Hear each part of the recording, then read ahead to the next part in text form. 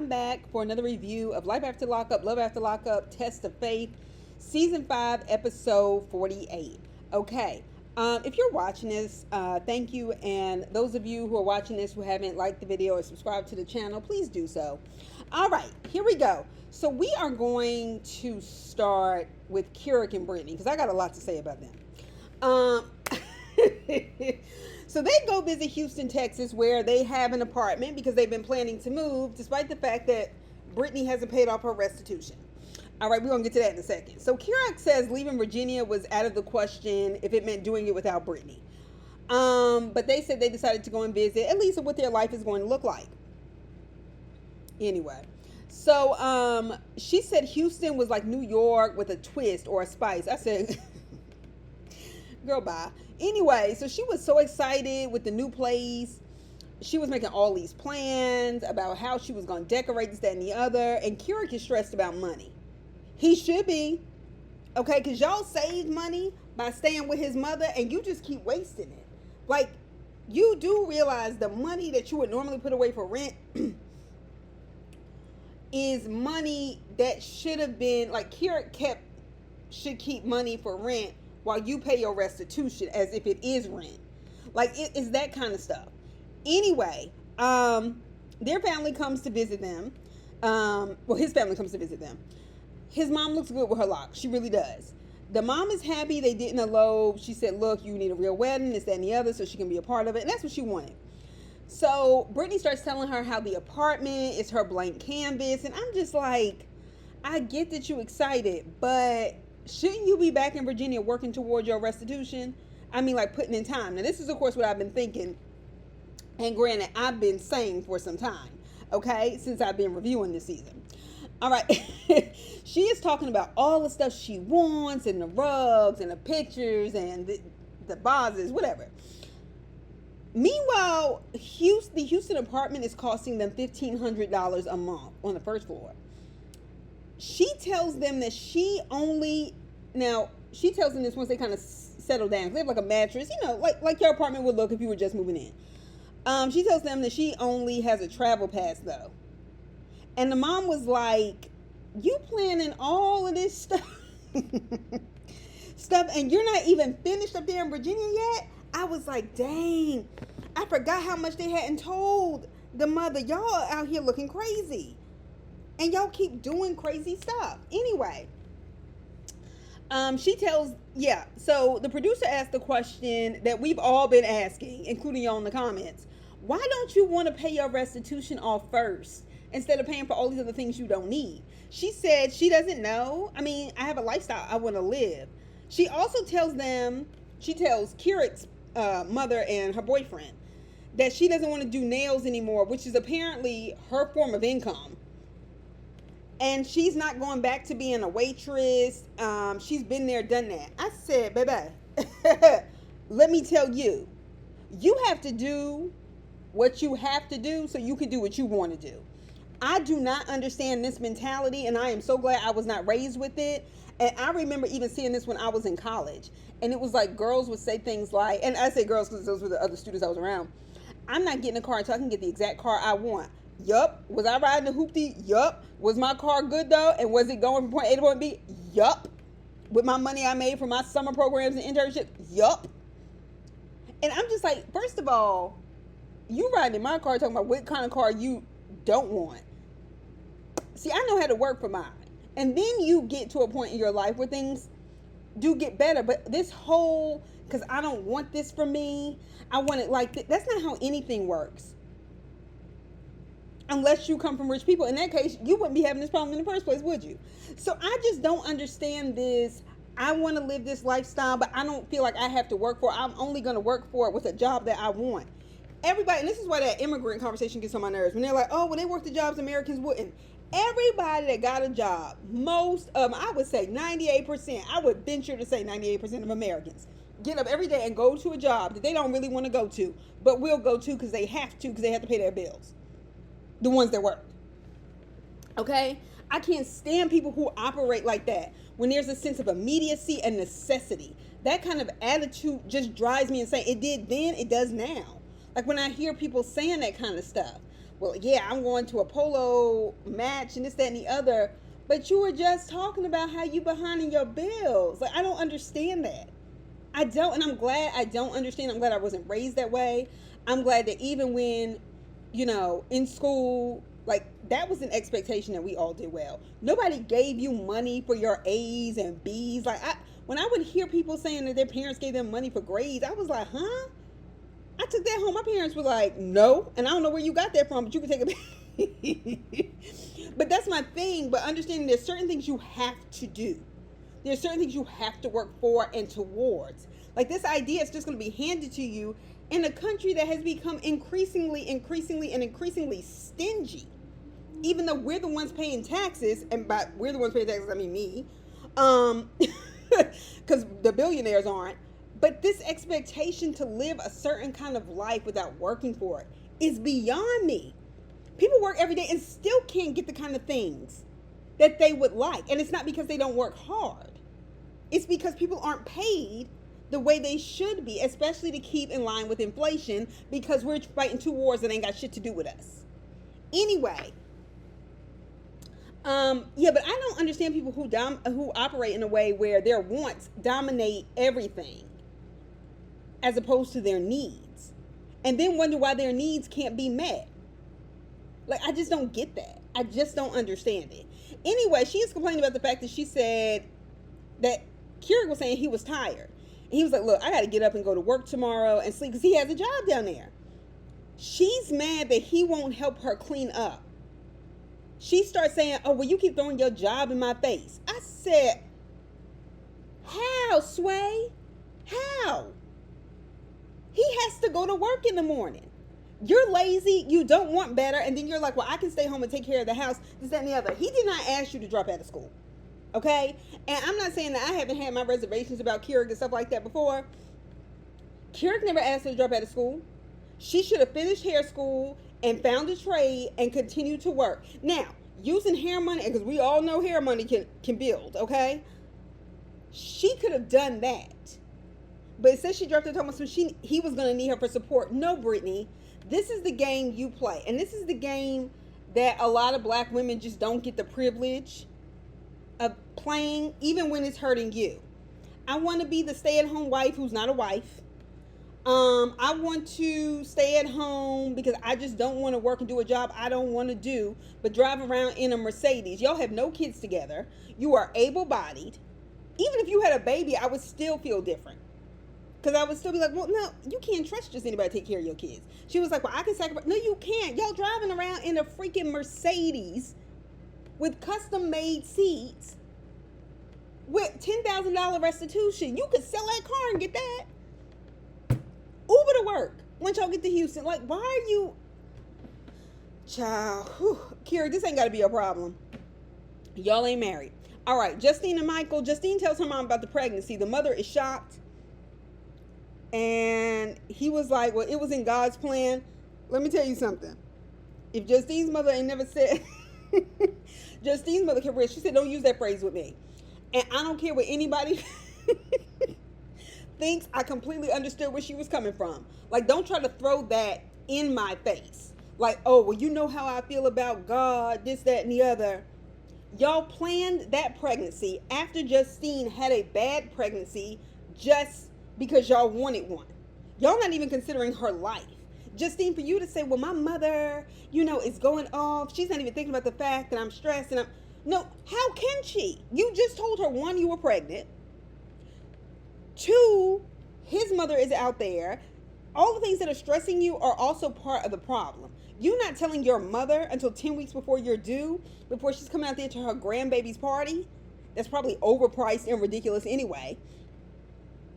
And then you acting like her being upset is what's stressing you. No, what's stressing you are finances. What's stressing you is a man that punches holes in the wall because two of his sons get in a fight. Like siblings do. Okay? So miss me. And no, your mama wasn't wrong. And I'm glad she hung up on you. Justine, you need to get it together. And I don't really go hard on Justine. But I'm not feeling it. All right.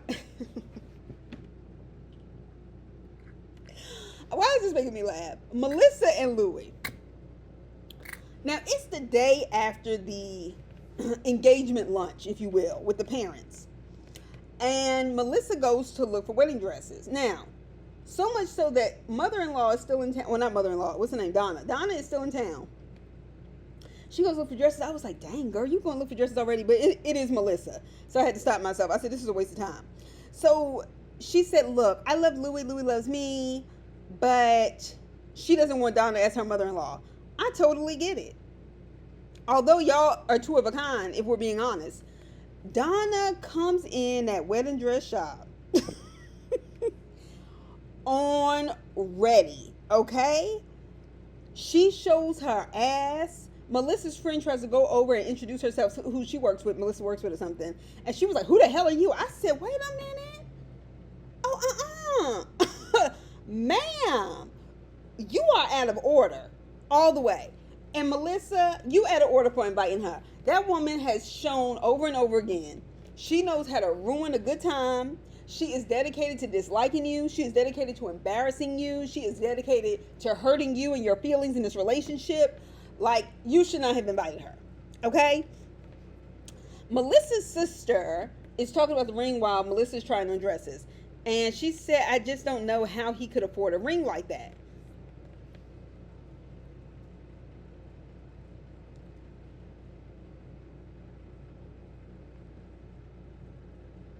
Me too. Me too. And I'm sure he saves his money. Now his mother, who was mad about him spending that much money on a ring, then comes to his defense. Talking about he trains people. $150 an hour. $18,500. And then the sister was like, is it real? Now, we did see him go in a jewelry store, although it looked like, a shopping mall flea market. But nevertheless, with some jeweler that sold you something. And I imagine that they get money from the show. But $18,000 on an engagement ring is ridiculous. I think it's ridiculous for billionaires.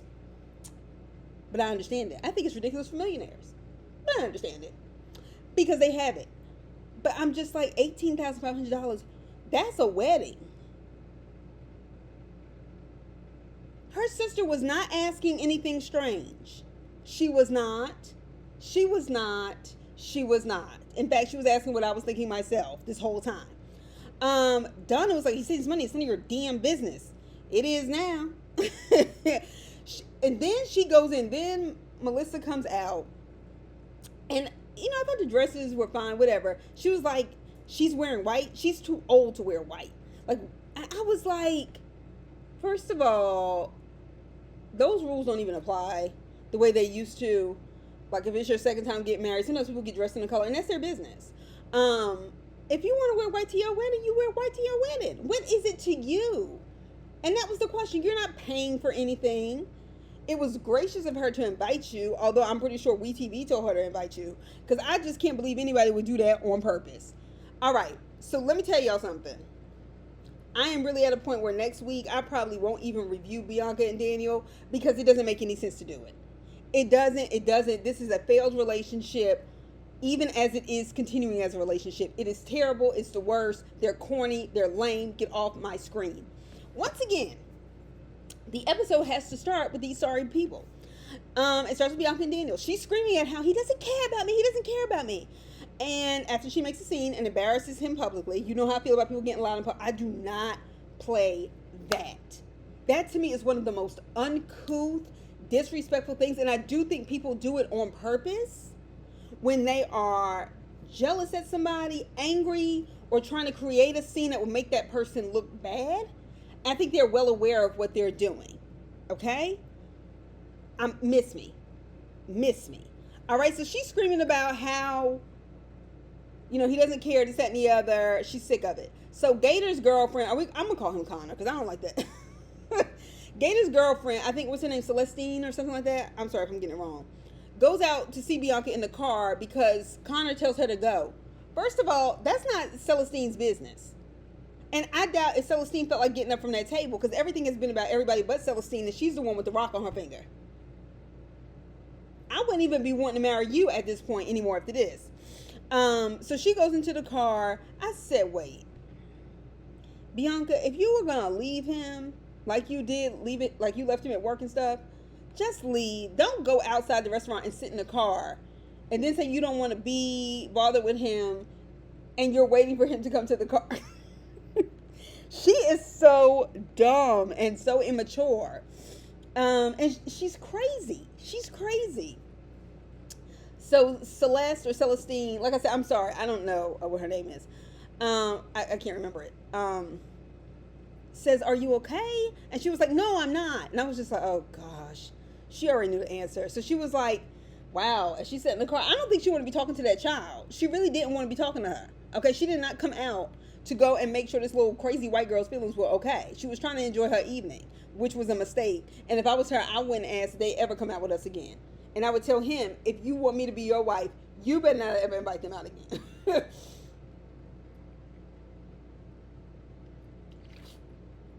All right. So, and she was like, he should be out here. I agree. I agree, Celestine. He is definitely the one that should have ran to the car.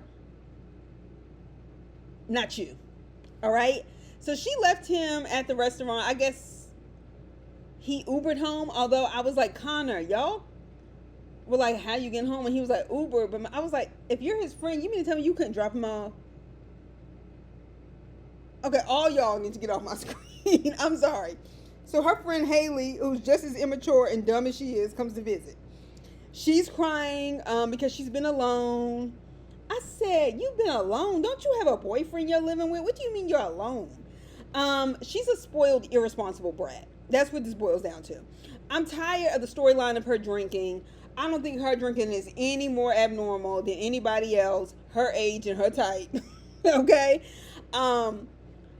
So meanwhile, he's telling his mother about the story of the failed proposal because she started an argument, and he's telling his mother about it over FaceTime, and she's like, well, yeah, I don't think she's ready to be married, this, that, and the other. That's what we've all been trying to tell you. Her friend wants to know, Haley wants to know, when is the lease up? And if Bianca is comfortable looking for another place to stay without a ring. And she was like, no, I'm not. Her friend is dumb and ill-informed. She really thinks Daniel has this easy with her money and all this other stuff. I don't doubt that he's using her money. But the way she lords it over him and weaponizes it against him, you acting like he's just simply living off of her and not bringing anything to a relationship, you want some BS. And you on it so hard that I don't have time to play this game. All right. Kim and Joey. Ooh, this was a lot, wasn't it? So Joey comes slugging back into the house. We could tell he was on something. She starts using the kids asking about him as an excuse to interrogate him, which she already kind of knows what's going on with him. He says for her to stop. She says he won't tell her the truth and what's going on.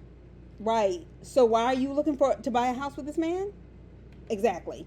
So he said, well, you've been doing it. He has a point. You did not tell him about that divorce, and we still don't have those DNA papers. She said she left. She's out there talking to him at the car. She said she left her last husband, not because he cheated. He did that like 17 times. Well, if you found out 17 times, he probably did it 47, but whatever. Or or because he would get drunk and be knocked out, but because he got on drugs.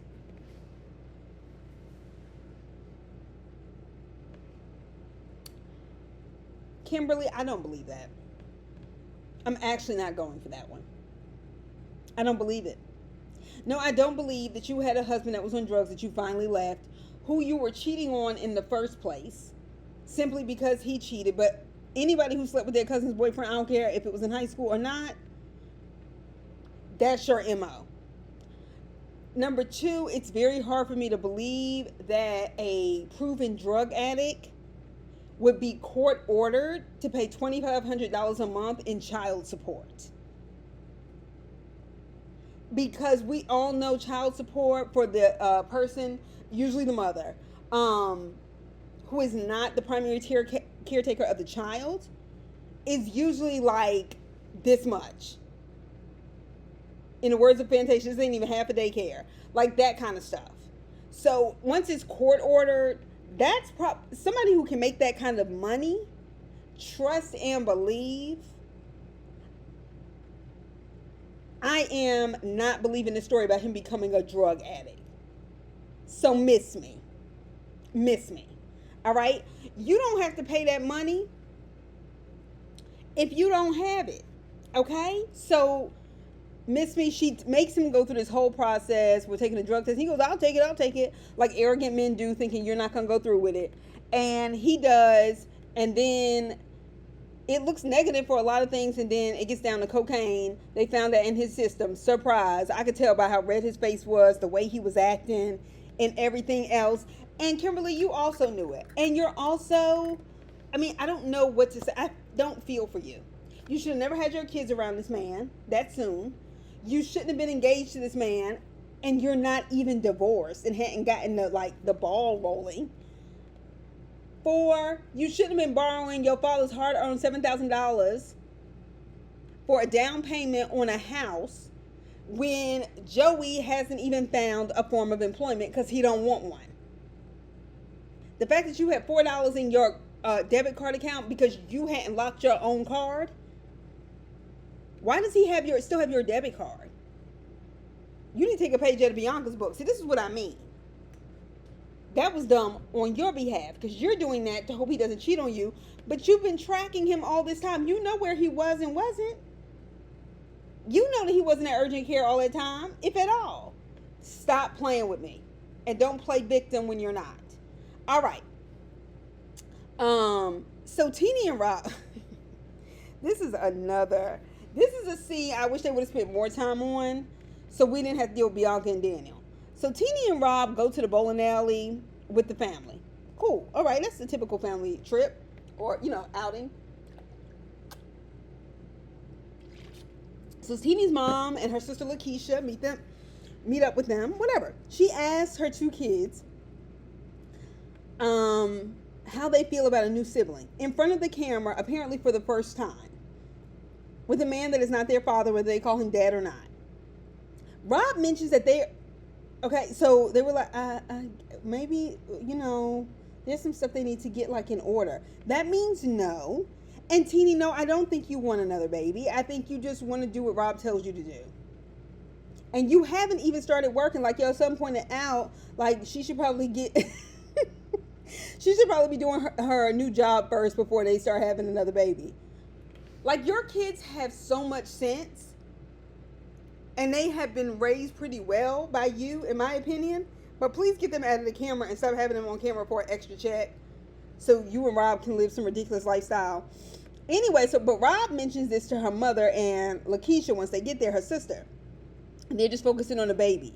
They're asking her about this other baby. So the mother and sister, Rob basically just gets up and goes, I'm going to let y'all talk. Okay, Teenie says yes. They were like, do you really want a baby?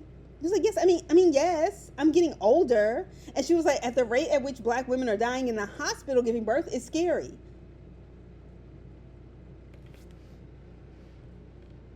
Teenie, so why is that a reason to rush and have a baby? Yeah, it is scary. And you have 2 children. So at the rate in which black women are dying, and one of those most recent cases did happen in Oklahoma, and I'm not suggesting that people shouldn't have babies because doctors are freaking unethical, but I'm saying, your reasoning does not seem real enough to me for me to believe you just want another baby. Both of y'all should want another baby. We have seen, just on reality shows, hell, even in people's real lives, what happens when both people do not want another baby. And you sound dumb talking about your biological clock and everything else. Her sister gets upset at what she's telling her, and I'm thinking it's because it's with Rob, and Rob is a mess. Her sister says her biggest fear is her having another baby because they almost lost Nehemiah. I didn't realize that he almost died, and she had a really troubled pregnancy. And she's afraid of losing her sister and going through that. I would have that same reservation. Anytime somebody has a bad pregnancy, and even Justine, for them to have gotten pregnant on purpose, knowing that her life was in danger is so irresponsible and painful. And I don't understand the impetus. I don't think that's worth your life.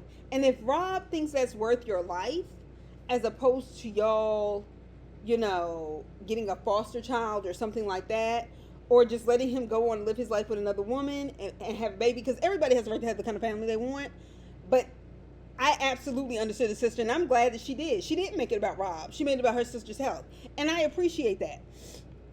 And quite frankly, him having all those cameras in the house from prison and still, baby, that ain't nothing but another way to control you. Stop being stupid, Teeny. You don't have to be stupid. And that's what's pissing me off about you. So then while they're talking, he's over there asking the kids if they would mind doing something like the bowling alley with his mother. I was like, of course they would mind. Anyway, they said, well, like, maybe, but they were like, we need an apology because what she did was uncalled for. And he was like, no, I agree. When I saw him calling his mother at that bowling alley, I said, you better not. You better not call her and let her come up there and mess up everything. You sorry son of a gun. Now, she didn't pick up, but they haven't left the bowling alley yet, so no telling what's going to happen. Anyway, I would say least if it wasn't for one person. Troy and Zaria. Troy, baby boy. Run, don't ever look back. Never come back to the Pride Lands. Never. She is not the one. And not in a rah-rah way. She is not good for you. She's the kind that will do something to get you back into jail or prison. I can't remember which one you were in. Zaria, so this starts out, Zaria has a boot on her car. She owed $550 in unpaid tickets. I believe it. In New York, they were handing it's probably a bunch of parking tickets. And she was like, well, I knew to keep a couple of $1,000s for emergencies. I said, emergency? I mean, I guess the boot in and of itself is an emergency. You preparing to have your car towed on some BS is an emergency. But girl, you probably got plenty of those tickets. Okay, you could have paid off one and avoided the boot. Honestly, so she is screaming at Troy about being on his phone. But before that, I had no idea that they would just leave like a little code for you to take off the boot. I was like, who you handing this back to? You just leave it on the street? Huh? Anyway, and I've never seen that. All right, I've never had a boot. I pray to God I don't. But she's screaming at Troy being on his phone, right? So Troy is like he's texting other women. That's the accusation. Yana decided that she didn't want to bring Troy. It was very last minute anyway. So just his mother Karen is coming. Y'all, please stop putting Karen on camera. Please, we don't need it. She doesn't need it. She doesn't do well with attention. It encourages her poor behavior. All right? So she is screaming at him in the parking lot. About him being with other women. Go ahead and be with those chicks. Da, da, da, da. And all that public embarrassment. Like I said, I do not play that. Do not raise your voice at me anyway. But raising your voice, getting loud with me in public is a no. Okay? So then she picks him back up in the Staples parking lot. He gets in the back, I guess. I mean, was it in a hatchback or was he in the producer's van? Like, I was confused. But he starts making this social media post about how much he loves Zaria, this, that, and the other. No, I think they were in the same car. And I was just like, this is why you can't go around believing people's lives on social media. You can't.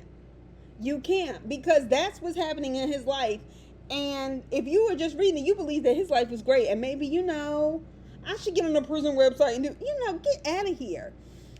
She kicks him out of the car. We get that, right? Karen, they finally get back to the church to prepare for community day. Karen is cussing him out because they've been at the train station. I was like, well, Karen's always cursing at him and carrying on. But when she told me they had been there for 90 minutes,